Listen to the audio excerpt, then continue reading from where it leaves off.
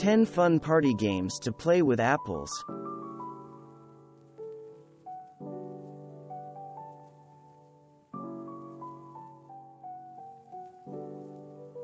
For this race, players have to balance an apple on the palm of one hand and run from one designated point to another without dropping the apple.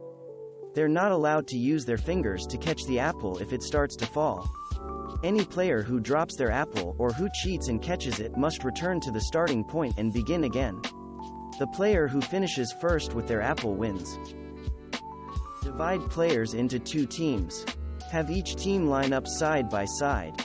Place a barrel full of apples at one end of each team's line and an empty barrel at the other end of each line. For this fun relay race, divide players into 2 teams. Place enough apples so there's one for each player on a table. Have the teams stand behind a starting line that is several feet away from the apple table. Teams then must race, relay style, to bring all of their apples from the table back to their team's starting place. Have the players stand behind a line, and give each one 3 apples. Place a bucket a few feet away from the line. Players must try to toss their apples into the bucket. Score 1 point for each successful apple toss. The players who scores the most points wins the game.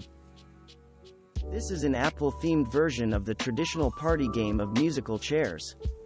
Instead of chairs, however, players should circle and sit on buckets or sacks full of apples. The winner gets to keep the last remaining bucket or sack of apples. Set up a target in the yard. Then, create a slingshot that is many feet away from the target. Have players place their apples in the slingshot and launch them at the targets. Assign points to each area of the target. The player who hits the spots that give them the most points wins. You will need a large box for this game. Open the box on 2 sides. On the remaining walls of the box, draw and color in the shape of an apple.